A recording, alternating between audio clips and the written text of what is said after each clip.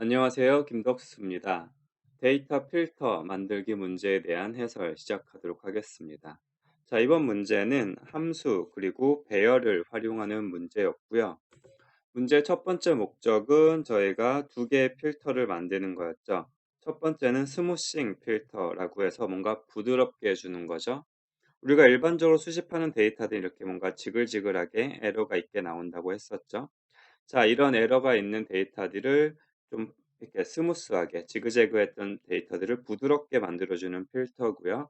이 필터를 적용함으로써 노이즈를 제거하고 우리가 어떤 데이터에서 경향성을 파악하기 용이하다고 했었습니다. 네, 두 번째로 만들 필터는 인버전 필터고요. 말 그대로 값을 반전시켜 주는 겁니다. 뒤집어 주는 거죠. 이렇게 두 개의 필터를 만들어 보자고 했었습니다. 그럼 우선 스무싱 필터부터 함께 보도록 하죠. 예, 스무싱 필터 제가 콜바의 레퍼런스 형태로 작성을 해보자고 했고요. 이 말은 자, 어레이를 넘겨보자였죠. 어레이를 넘겨보자는 의미였고요. 그래서 함수 원형은 제시를 해드렸습니다. 함수를 보시면 맨 처음에 어떤 데이터라는 어레이를 받게 됩니다. 이런 어레이가 들어오게 되는 거죠. 자, 저희 과제에서의 이 어레이가 가지는 의미는 이 데이터들의 값을 가지고 있는 거죠. 자, 이게 이제 함수의 어레이의 인덱스라고 하면 각 인덱스마다 값을 가지는 거죠. 예를 들면 2면은 얘가 2의 값을 가지는 거고, 뭐 얘가 마이너스 3이면 얘가 마이너스 3의 값을 가지는 이런 데이터를 우리는 어레이로 표현을 했었습니다. 그것을 가시화 해본 게 이런 그림이 되었던 거죠. 자, 그래서 이런 어떤 데이터의 어레이를 받을 수 있도록 우리가 함수의 원형을 정리를 했고요. 우리가 배열을 받는 방법은 이 배열의 이름, 받아들일 배열의 이름에다가 요 뒤에 중괄호를 해주면은 우리가 어레이를 받을 수 있다고 했었죠. 자, 그 다음에 이제 우리가 실제로 하고 싶은 것은 이 데이터의 어떤 원소, 예를 들면 뭐 이 녀석에 필터를 적용하는 거죠. 이만큼 데이터를 보고 얘 값을 보정해 주는 것이 목적입니다. 자, 그래서 그것을 표현을 하면 다음과 같이 됩니다. 자, 우리 이 인덱스라는 어떤 값을 받게 되죠. 이게 번호예요. 그 내가 몇 번째 원소를 볼 것인가 원소의 번호를 받게 되고, 만약 얘가 그 인덱스 번째, 여기서 받은 인덱스 번째 원소라면 얘의 값을 보정해 주고 싶은데 그러기 위해 필터를 적용하는 겁니다. 근데 그 사이즈를 우리가 같이 제시를 해 주죠. 그 사이즈라는 것은 내가 원하는 보정하기 원하는 애가 i라면은 그 사이즈는 얘를 포함해서 앞뒤 얘를 다 더했을 때 이만큼의 개수가 들어간다라는 뜻이었습니다. 예를 들어 필터 사이즈가 5라면 이렇게 되는 거죠. 하나, 둘, 셋, 넷, 다섯 개. 다섯 개 원소를 보겠다. 얘 값을 보정하기 위해서. 자, 이게 우리 필터 사이즈의 의미였습니다. 자, 그래서 우리가 기본적으로 필터 사이즈는 얘는 홀수로 하자라고 약속을 했었고요. 짝수가 들어오면 홀수로 보정을 해주기로 했었습니다. 자, 그래서 이렇게 만들면 되고요. 자, 이렇게 만들었으면 이제 우리가 실제로 할 일은 얘 주변들의 값을 보고 얘를 보정해 주는 거죠. 저희 스무싱 필터가 얘를 보정해 주는 방법은 이 녀석들의 평균을 구해서 여기다가 넣어 주는 거였습니다. 자, 평균을 구하는 방법은 다들 아시죠? 얘네를 다 더해서 필터 사이즈만큼으로 나누어 주면 되겠죠. 자, 그렇게 해서 우리가 필터는 우리가 만들고 가진 스무싱 필터는 이렇게 만들 수 있습니다. 자, 이것을 실제 코드로 표현해 보면 다음과 같이 표현이 됩니다. 자, 일단 우리가 앞뒤로 몇 개를 봐야 되는지를 알아야겠죠. 앞뒤 몇 개로 봐야 되는지를 알아야 되는데, 자, 이 크기를 오프셋이라고 이름을 붙여 볼게요. 자, 그 크기를 구하는 법은 필터 사이즈에다가 2를 나누면 되겠죠. 앞뒤로 몇 개를 보면 되는지.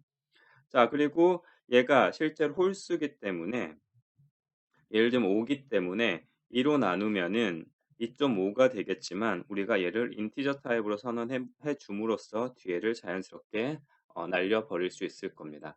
그래서 우리가 홀수가 들어오면 그냥 2로 나누어서 인티저로 넣어 줌으로써 우리가 원하는 이 오프셋 사이즈 2라는 수치를 얻어낼 수가 있죠. 물론 이제 필터 사이즈가 만약에 다른 뭐 7이었다면 오프셋이 3이 되겠고요. 자, 저희는 일단 5를 가정을 하고 설명을 드릴게요. 자, 그래서 오프셋 사이즈를 정하고요. 그다음에 우리가 얘네를 우선 평균을 구하려면 다 더해야 되죠. 더한 걸 저장할 sum이라는 변수를 선언을 했습니다. 자, 그다음은 간단하죠. 여기서부터 여기까지 돌면서 다 더해 주면 되죠. 자, 그래서 우리가 원하는 인덱스는 요 녀석이죠. 자, 인덱스로부터 오프셋만큼 앞에서부터 보겠다는 거죠. 마이너스를 해주면 되죠. 여기 수식과 그대로입니다. i의 마이너스 오프셋 만큼부터 시작을 해서 어디까지? 인덱스 플러스 오프셋까지 가면 되죠. 그래서 범위는 인덱스 마이너스 오프셋에서부터 인덱스 플러스 오프셋까지 는이 들어가는 거 주의하시고요. 그래서 이거를 하나씩 차근차근 보면 되죠. 그래서 포문을 통해서 이 문을 작성할 수 있습니다. 그래서 포문을 돌면서 이 값들을 다 더해서 넣어주는 거죠. 자, 이 포문이 끝나면은 썸에는 여기 있는 녀석들을 다 더한 값이 들어가게 될 거고요.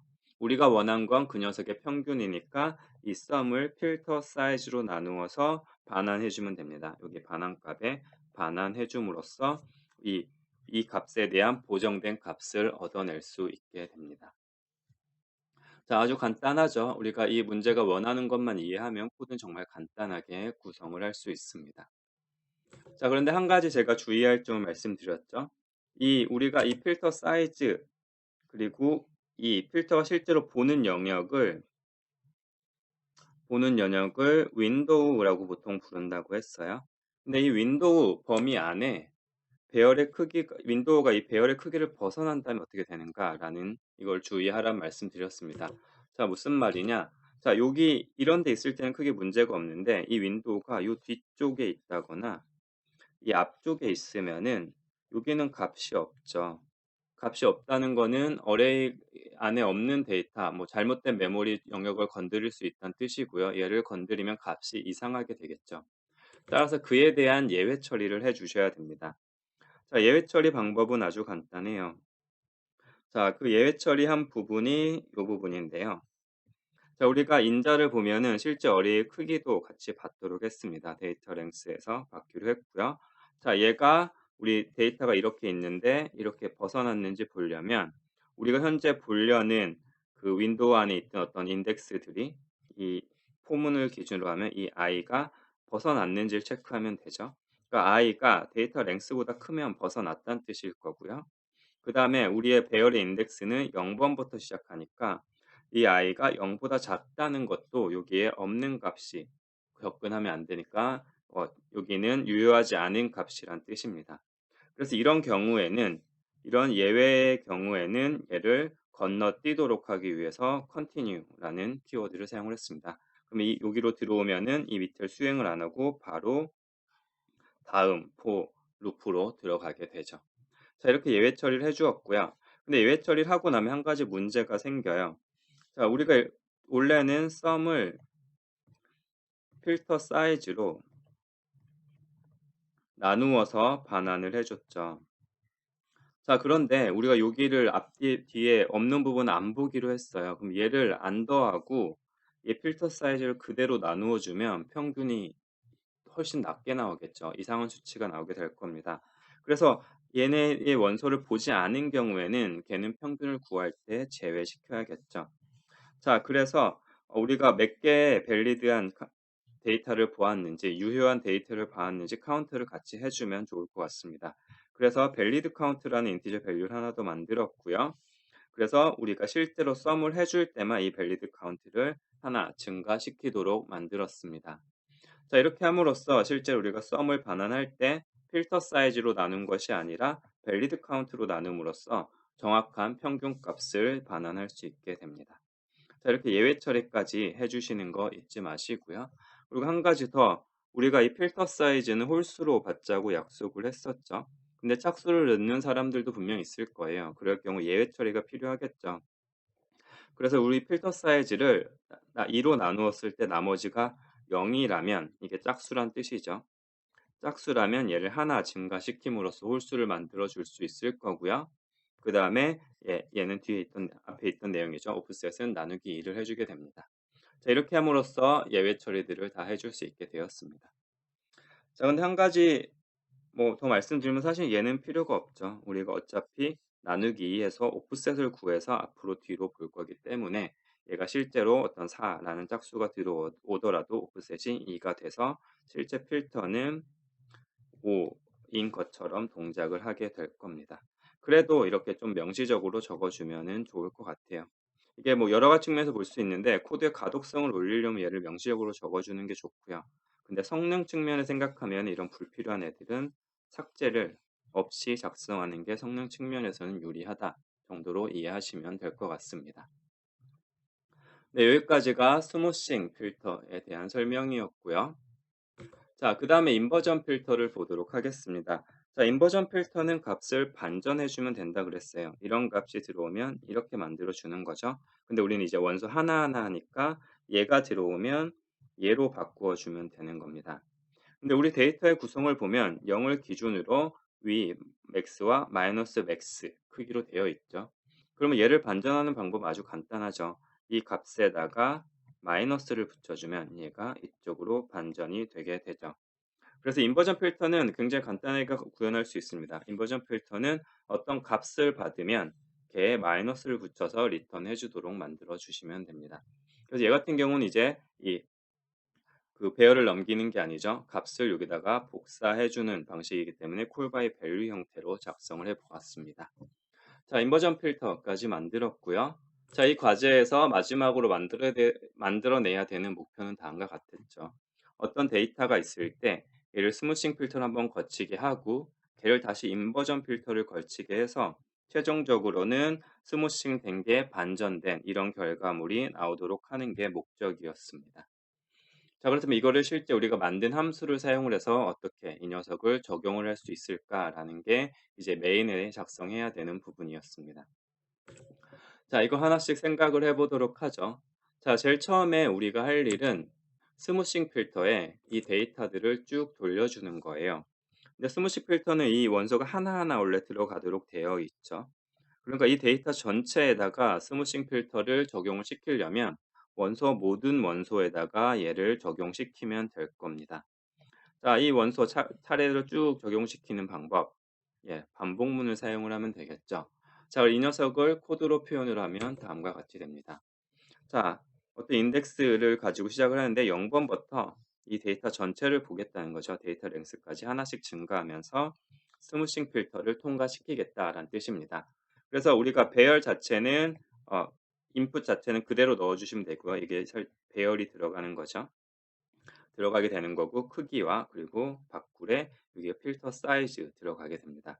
얘는 이제 해 보실 때 여러 가지 넣어 보셔도 돼요. 3 넣으셔도 되고 7 넣으셔도 되고 이걸 여러 가지 넣어 보시면서 어떻게 변하는지도 한번 체크해 보시면 재미있을 거예요. 자, 그래서 스무식 필터를 입히는 건 이렇게 포문을 통해 간단하게 입힐 수 있습니다. 그 결과를 아웃풋 데이터에다가 각각 넣어 주면 되겠죠.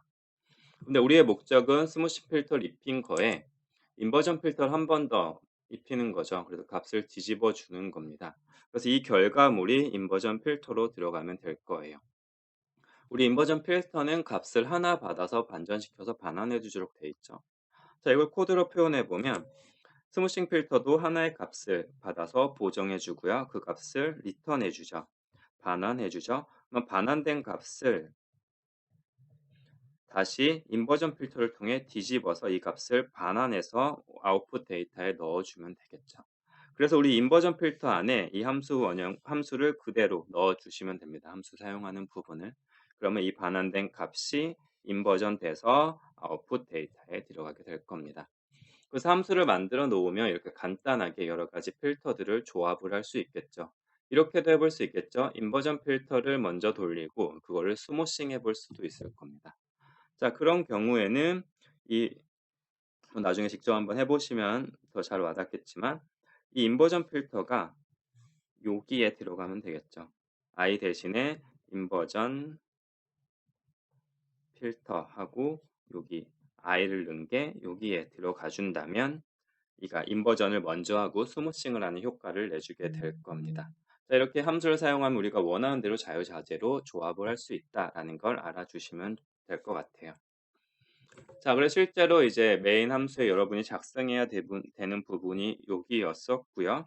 실제 작성하는 코드는 이만큼이면 됩니다. 뭔가 복잡해 보일 것 같지만 우리가 함수라는 걸 사용해서 우리가 원하는 기능에 집중해서 함수를 하나 만들고 또 원하는 기능에 집중해서 함수를 하나 만들고 실제로 봤을 때 이 두 개 스무싱 필터와 인버전 필터 둘 다 함수 하나는 굉장히 간단했죠. 얘네를 잘 만들어 놓으면 얘네들을 잘 조합하면 여러 가지 뭐 이렇게 붙일 수도 있고 뭐 이렇게 붙일 수도 있고 뭐 여러 가지 형태로 조합을 잘하게 되면 우리가 원하는 것을 이렇게 간단하게 해낼 수 있다라는 것을 느끼면은 이번 과제를 통해서 배우고자 했던 것을 다 배워 가시는 것 같습니다. 자, 소스 코드는 항상 그렇듯이 저희 깃허브에 올라가 있으니까 직접 타이핑하기 힘드신 분들은 이렇게 또 들어가서 한번 보셔도 좋을 것 같고요.